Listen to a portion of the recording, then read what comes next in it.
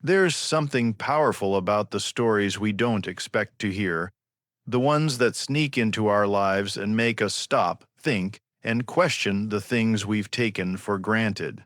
This is one of those stories.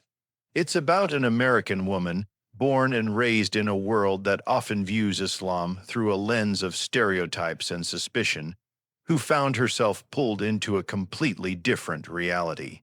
A reality that would not only change her beliefs, but reshape the way she saw life itself. She didn't grow up in a religious family that pressed doctrine into her daily existence. She was raised like so many Americans, surrounded by culture more than faith, absorbing values from school, friends, and the collective hum of modern life.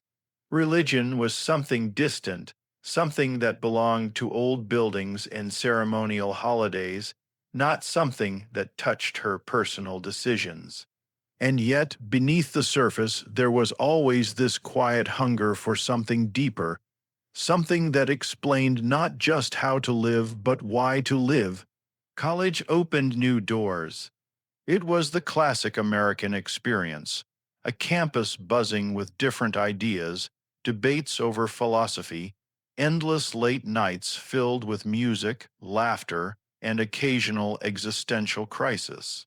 It was a place where cultures collided, where students from across the world sat in the same classrooms, swapping stories about their backgrounds and identities. And it was in this environment that she first came face to face with Islam, not through textbooks or headlines, but through actual people. Friends, classmates, and voices that didn't fit the stereotypes she had absorbed from the media.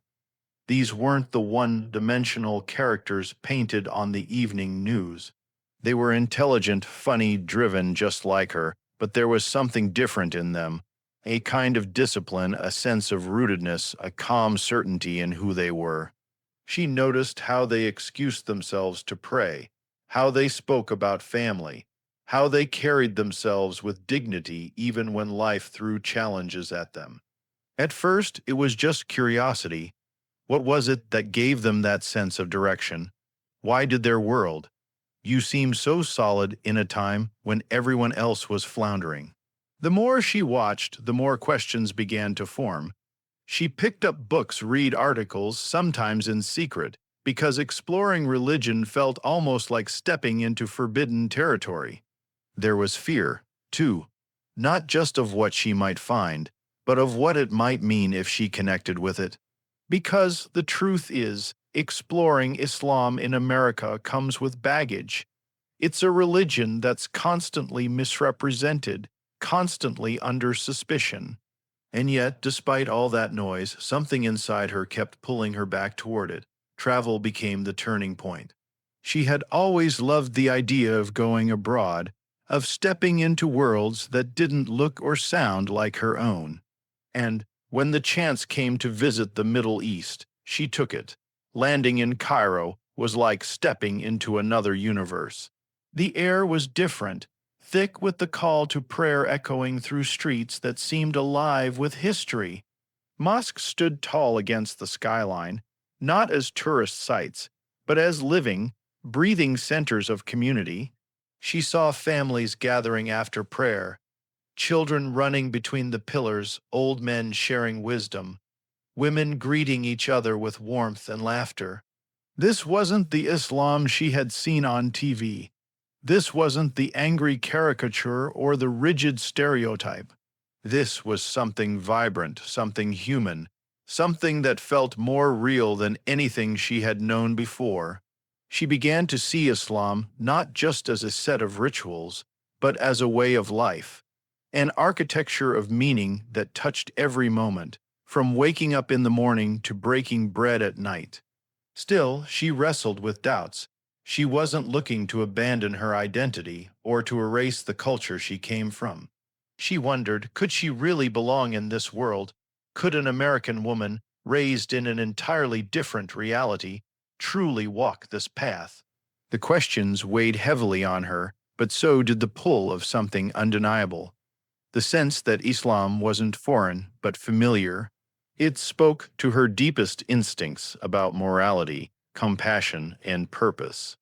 One night, she found herself standing on a rooftop in Cairo, the city glowing beneath her, the minarets reaching toward the stars.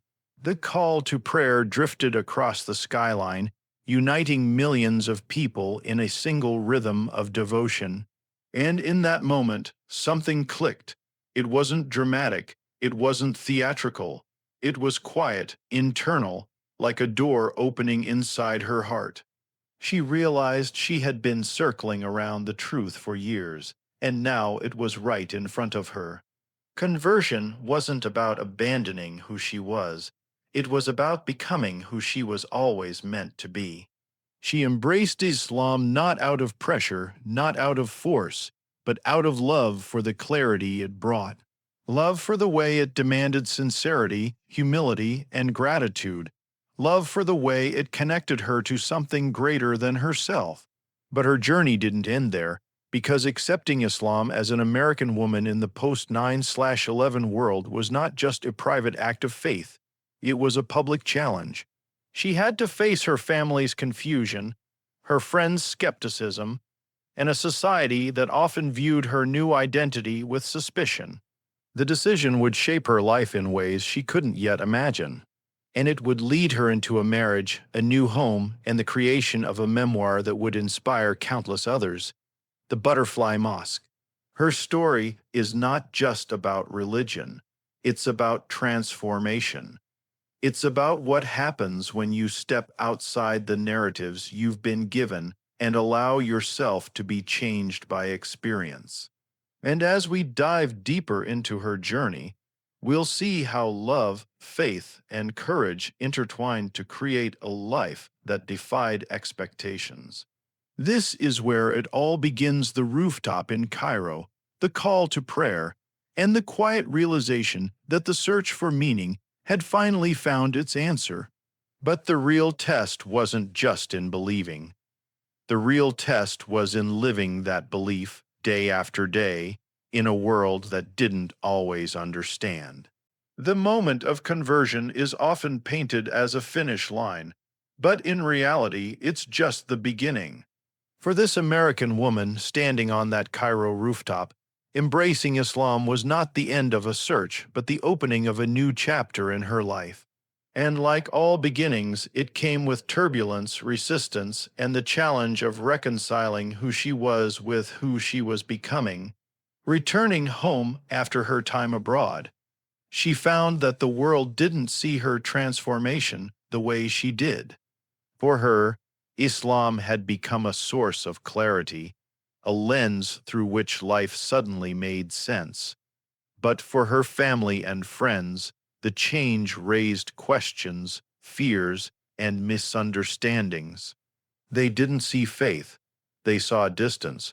They saw her stepping into a culture they didn't know how to navigate, and for many of them, it felt like losing her to something foreign.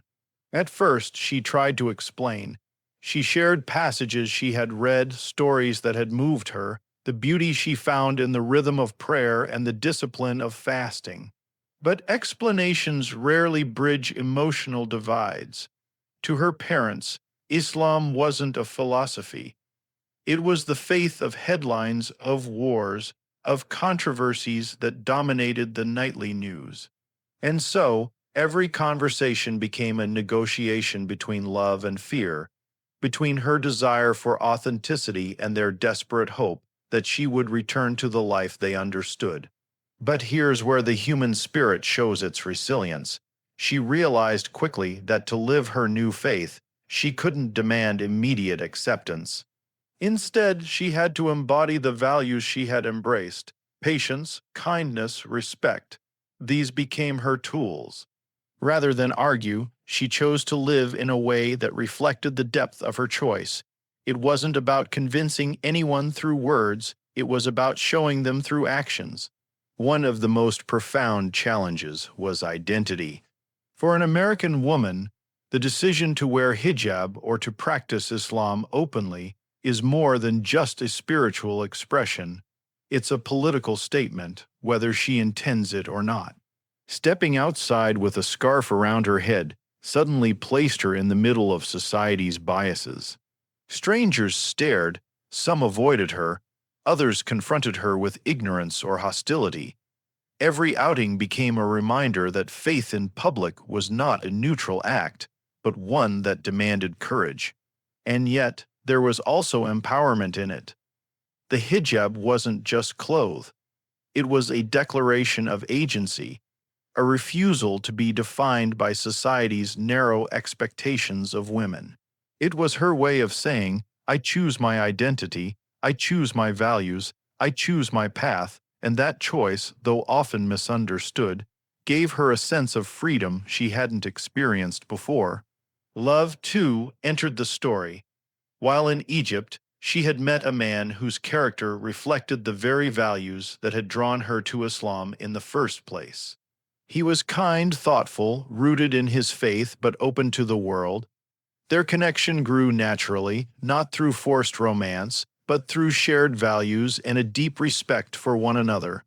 Marriage became not just a possibility, but a natural step in this journey. For her, marrying across cultures wasn't about abandoning her own background. It was about building a bridge between two worlds. And yet, marriage brought its own set of challenges. The cultural gap was real. What seemed natural to him sometimes felt foreign to her. What seemed obvious to her sometimes puzzled him. But within those differences was a chance to grow, to create something new that honored both her American roots and his Egyptian heritage. Together, they faced the realities of living in a world where their union wasn't always accepted. In America, she was seen as having stepped into a religion that was often vilified. In Egypt, she was seen as a foreigner stepping into traditions with no guarantee of belonging. But through it all, they discovered that love is its own kind of faith. It requires trust, patience, and the belief that differences don't divide us, but enrich us. Her memoir, The Butterfly Mosque, takes its name from this idea of transformation. Just as a butterfly emerges from its cocoon, fragile yet free, her journey into Islam was about metamorphosis. But unlike the butterfly, her transformation wasn't hidden away in silence. It was public, raw, and at times painfully exposed. She had to live out her metamorphosis in front of a world that didn't always celebrate it. What stands out most in her journey is the balance she sought to maintain. She didn't want to erase her American identity. She didn't want to cut herself off from her family, her culture, or her history. Instead, she wanted to show that Islam could be a home for her without demanding that she abandon everything else. She wanted to embody a version of faith that was inclusive, compassionate, and deeply human. The world around her didn't always make that easy. America, after 9/11, was a place of suspicion toward Muslims. Every act of faith was interpreted through a political lens. To be Muslim in that environment was to be constantly on trial, constantly forced to prove innocence in the face of accusations that never really ended. And yet, instead of retreating, she leaned into her faith. She found strength in prayer, in community, in the idea that every difficulty was a test meant to strengthen her resolve. Her story resonates because it's not just about one woman's journey. It's about the universal struggle of identity. How do we reconcile the different parts of ourselves? How do we stay true to what we believe while remaining connected to the people and places that shaped us? How do we find belonging when the world insists on drawing lines that separate us? She didn't have all the answers, but she lived the questions with courage. And in doing so, she offered a model for anyone who has ever felt torn between two worlds. Her life became a testimony that faith and identity are not enemies, they can coexist, even when the world tells you otherwise. But even with her growing confidence, even with her new marriage and the strength of her convictions, the challenges were far from over. Because faith isn't just about personal transformation. It's about living in society, facing its prejudices and finding a way to thrive despite them. And that's where the next part of her story unfolds, the struggle of belonging. What does it mean to be an American Muslim when both labels are seen as contradictions of each other? How do you navigate a world that demands you choose one over the other? Belonging is one of the deepest human needs. We crave it in family, in community, in faith, in nation. And yet, for this American woman who embraced Islam, belonging became one of the greatest struggles of her life. Because the moment she chose her faith, the world seemed to split around her, demanding she choose sides. Was she American, or was she Muslim? Was she Western, or was she Eastern? Was she loyal to her roots, or to her new path? The truth is, identity in modern society is rarely simple. We live in a world that loves categories, neat boxes that make people easier to understand.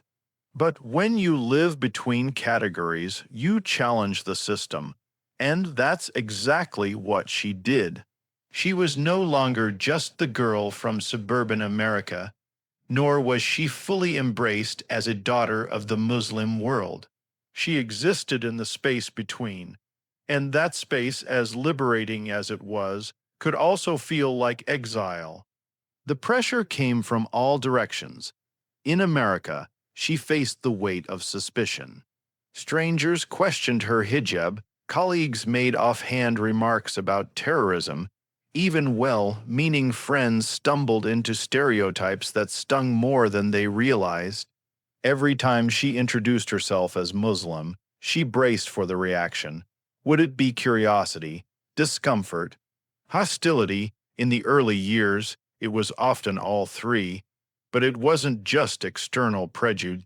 It was also the silent loneliness of feeling misunderstood. The people who had known her all her life, who had laughed with her, studied with her, celebrated birthdays and holidays with her, suddenly looked at her like a stranger. To them, Islam was a wall she had built, separating her from the world they shared.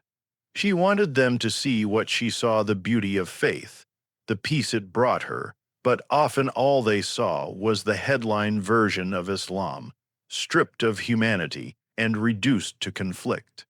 On the other side, in Muslim majority societies, belonging wasn't simple either. Yes, there was warmth, hospitality, and community, but there was also an unspoken skepticism. Was she really one of them? Was her faith genuine or just an experiment? Could an American ever truly understand the lived reality of Islam in its cultural context? Sometimes she felt celebrated as a symbol, the American who chose Islam, but at other times she felt like an outsider, forever marked by her accent, her upbringing, her difference. This tension followed her everywhere. In Egypt, at family gatherings with her husband's relatives, she often sat quietly, listening to conversations in Arabic that flowed too fast for her to catch. She was loved, yes, but also set apart. In America, she sat with her parents at dinner, carefully navigating conversations about politics and religion, always aware of the invisible line between their world and hers. She belonged everywhere and nowhere all at once. But here's the thing: out of that struggle came something powerful. She began to realize that her identity wasn't about choosing one side over the other.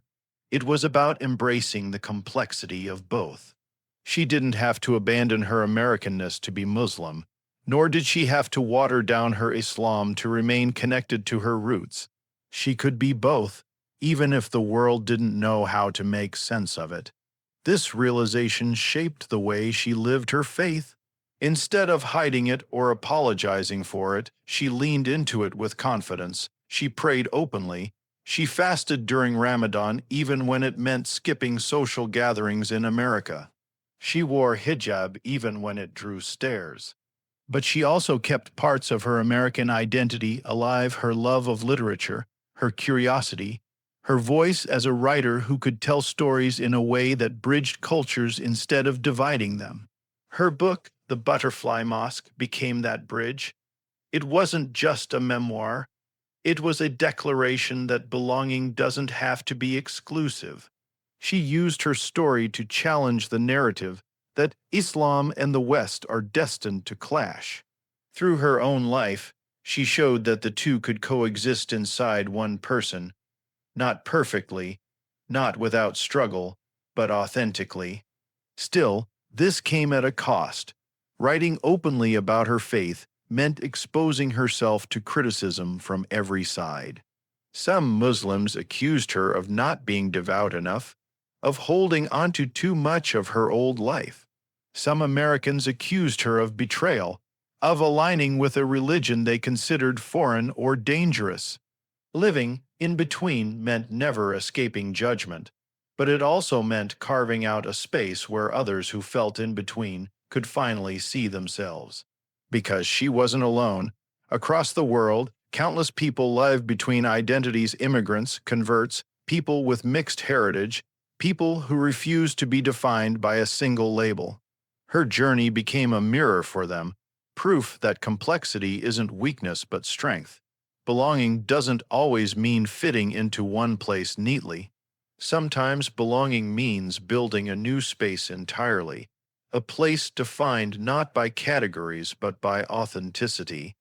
The metaphor of the butterfly captures this beautifully. A butterfly is fragile, yes, but it's also free. It doesn't belong to the ground it crawled on, nor does it belong to the cocoon it left behind. It belongs to the sky in motion, in transformation. And that's how she began to see her own life, not as a fixed destination, but as a constant journey of becoming. But the struggle of belonging wasn't just about identity, it was also about survival in a world increasingly polarized. America was becoming more divided over issues of religion, politics, and culture. The Middle East was grappling with its own upheavals, from revolutions to wars. To live at the intersection of these worlds meant being pulled into their conflicts, whether she wanted to or not. Her faith wasn't just a personal journey, it became a lens through which she had to process global events, wars, and the relentless noise of media narratives. Through all this, she clung to the essence of Islam that had first drawn her in the sense of peace, of submission to something greater, of community that transcended borders. When the world demanded she chose instead to rise above the binary. She chose to exist as both, to belong not by erasing parts of herself, but by embracing the wholeness of her journey. And yet, even as she found this inner strength, new challenges emerged, because belonging isn't just about how you see yourself, it's about how the world treats you. And for her, living as a Muslim woman in America meant confronting systems of prejudice that went far beyond awkward stares or insensitive questions. It meant facing institutional barriers, discrimination, and the subtle but constant reminder that society didn't always see her as fully American anymore. That's where the story turns next. The private journey of faith and identity collides with the public reality of politics and prejudice. How do you hold on to peace when the world insists on chaos? How do you live with grace when society tests your patience at every turn? For many people, faith is a private matter, a quiet sanctuary away from the noise of the world. But for this American woman, embracing Islam meant stepping directly into the center of a storm. Her faith was never just hers. It was always on display, always under scrutiny, always interpreted through the lens of politics and prejudice. Post 9/11 America was a place where Muslim identity became a lightning rod. The attacks had carved fear into the cultural consciousness, and for years afterward, Islam was presented in mainstream media as synonymous with extremism. So when she walked into a cafe wearing hijab or introduced herself at a dinner party as Muslim, she wasn't just speaking for herself. She was being asked silently to answer for an entire religion. A billion people reduced to her presence, her choices, her explanations. This is a burden converts no well. To the world, they become accidental spokespersons, expected to explain or defend theology, geopolitics, history, and culture all at once. But she wasn't a politician or a scholar. She was simply a woman who had found meaning in faith. And yet, time and again, she was forced into the role of representative, her every action weighed as a reflection of Islam itself. The prejudice wasn't always overt. Sometimes it came in the form of suspicion, people watching her more closely at airports, strangers hesitating before engaging in conversation.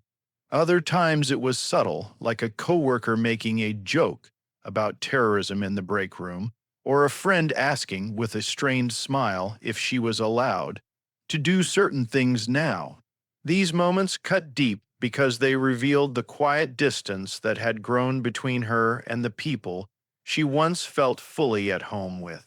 But then there were the harsher realities, the slurs muttered on the street, the job opportunities that slipped away, the uncomfortable silence when she entered a room. She knew the statistics: rising hate crimes against Muslims, the surveillance of mosques, the political rhetoric that painted her community as a threat. It was one thing to read about it in the news, it was another to live it every day in her own skin. And yet, here's what makes her story remarkable. She didn't let that hostility harden her.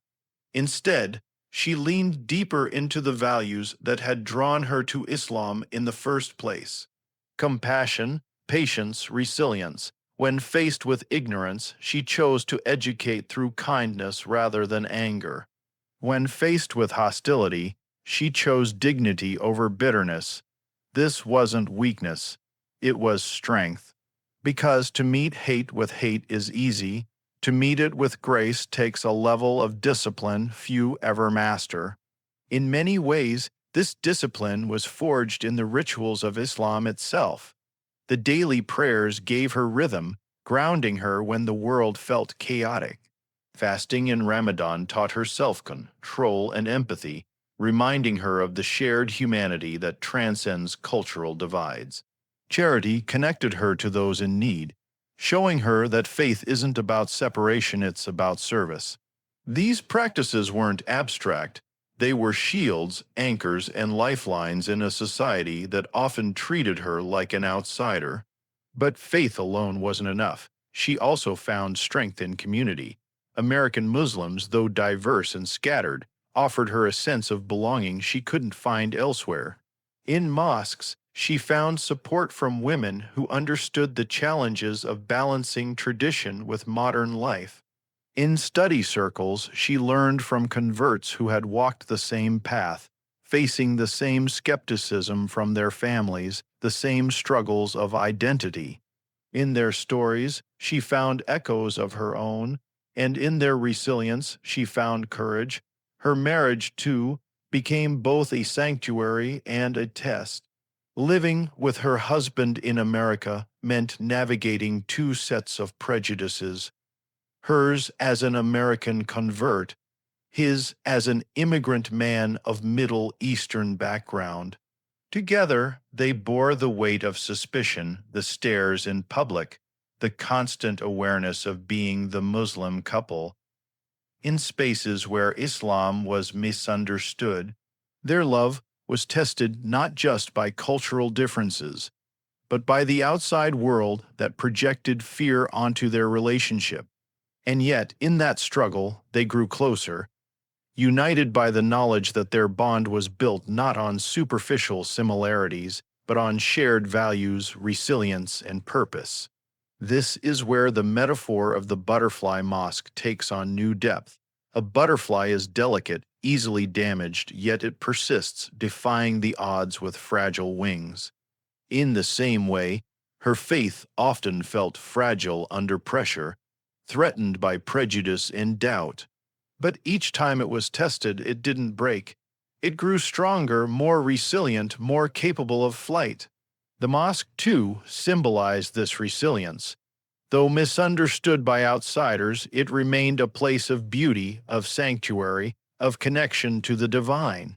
Her writing became an extension of this resilience. By telling her story, she refused to be silenced by fear or reduced to stereotypes. She didn't write as a theologian or a political analyst. She wrote as a human being who had lived transformation. And in her honesty, she disarmed critics. She showed that Islam wasn't an ideology of conflict. It was a lived experience of love, faith, and growth. Her memoir became a quiet act of rebellion against the dominant narratives, a declaration that Muslims are not caricatures but complex, diverse, fully human.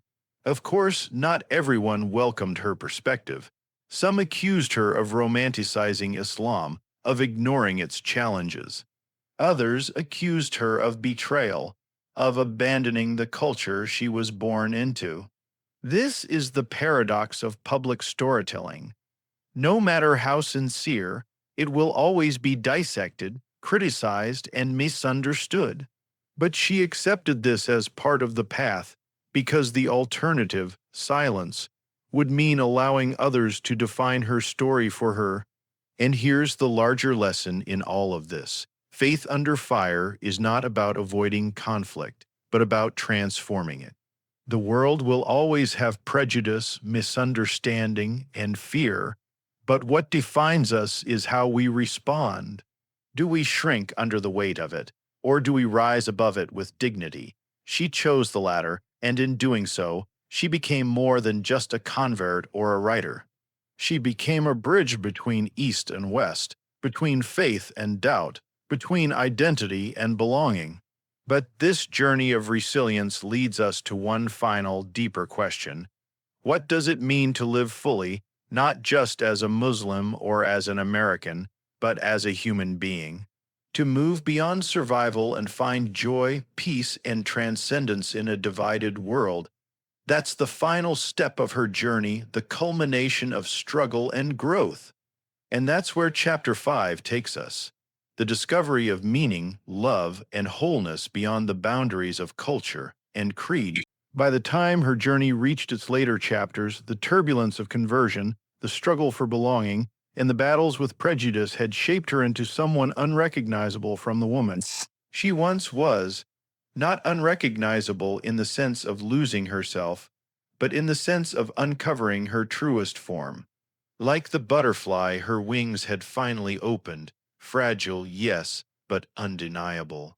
What makes her story powerful isn't just that she became Muslim, or that she married across cultures, or that she wrote a memoir about it. The deeper truth is that her life became a testament to the possibility of wholeness in a world obsessed with division. She stood at the crossroads of identities that many people insist cannot coexist: American and Muslim, Western and Eastern, modern and traditional. And she lived them together, not perfectly, but authentically. This authenticity was the key. She never claimed to have all the answers. She never pretended that faith solved every problem or erased every doubt. Instead, she admitted the struggles, the questions, the loneliness, and in that honesty, she found freedom. Because to live authentically is to accept that life will always be complex, that contradictions will always exist, and that peace comes not from eliminating them, but from embracing them. Her daily life reflected this balance. In America, she created a home where her children could grow up hearing both English and Arabic, celebrating both Thanksgiving and Ramadan, feeling no need to choose one over the other. She taught them that identity isn't about exclusion, it's about expansion, that you don't have to erase your past to embrace your future. That love can weave together threads from different cultures into something stronger and more beautiful. In her writing and public speaking, she continued to push against the false binary of us versus them. She told audiences that Islam wasn't foreign, it was universal, rooted in values that resonated with anyone seeking meaning: compassion, gratitude, discipline, love. She reminded people that the labels we cling to, American, Muslim, East, West, are often illusions that distract us from the deeper truth of our shared humanity. And yet, even as she lived this wholeness, the world around her continued to fracture. Wars raged, political divisions deepened, suspicion of Muslims flared with each global event. But by then, she had stopped trying to control how the world saw her. She realized that her task was not to convince everyone, but to live truthfully. Her existence itself became a quiet act of resistance, a demonstration that unity is possible even in a divided age. The metaphor of the Butterfly Mosque carries its final weight here. A butterfly doesn't live long, but in its brief life, it embodies transformation and beauty. A mosque, in its essence, is a place of worship, but also a place of community, reflection, and peace. Put together, the Butterfly Mosque is a symbol of fragile but enduring beauty, of faith that transforms, of spaces physical and spiritual that give shelter to the human soul. Her life became that Butterfly Mosque, a sanctuary of transformation in a world that often preferred walls over bridges. Her journey forces us to ask ourselves deeper questions. How many of us live lives defined by other people's expectations, never daring to step outside the categories we're assigned? How many of us silence our hunger for meaning because we're afraid of what it might cost? She didn't. She stepped into the unknown, faced the storms, endured the loneliness, and came out with something rare: a life lived with intention, a faith embraced not by inheritance or pressure, but by choice. And that's why her story resonates beyond religion. Whether you're Muslim, Christian, atheist, or somewhere in between, her journey speaks to something universal: the courage to follow truth where it leads, even when it breaks the mold of your upbringing, the courage to face rejection, misunderstanding, and even hostility without letting it destroy your sense of self, the courage to live in the tension of multiple identities and find peace not in choosing one, but in embracing them all. In the end, she discovered that wholeness isn't about belonging fully to any one group. Wholeness is about belonging fully to yourself. And when you do that, you naturally create space for others to belong to. Her presence, an American woman, a Muslim, a wife, a mother, a writer, became proof that identities don't have to clash. They can harmonize like different instruments in the same song. The arc of her story is one of transformation, but also one of return. She didn't abandon her American identity, she redefined it. She didn't lose herself in Islam, she found herself through it. She didn't escape struggle, she lived it, embraced it, and turned it into wisdom. And in doing so, she gave the world a gift: the reminder that faith, love, and courage are not bound by borders. They are human, timeless, and available to anyone willing to take the leap. Her life leaves us with this final truth: the butterfly doesn't apologize for its wings, and neither should we apologize for our transformations. The mosque doesn't apologize for being a place of worship, and neither should we apologize for seeking meaning. Her journey reminds us that the search for truth is not a straight path, but a winding one, and the beauty is not in arriving, but in walking it with honesty. So, when we think about the Butterfly Mosque, we're not just thinking about one woman's memoir. We're thinking about the possibility of a world where identity isn't a cage, but a canvas. A world where faith isn't a weapon, but a bridge. A world where transformation isn't something to fear, but something to celebrate. That's the story, the journey of an American woman who chose Islam, who faced the storm, who lived between worlds, and who found in that space not exile, but freedom. It's a story about faith, identity, resilience, and above all, the universal human hunger for meaning. And if her life teaches us anything, it's this: belonging isn't about where you're from or how the world labels you. Belonging is about finding peace in your soul and then daring to live it out loud.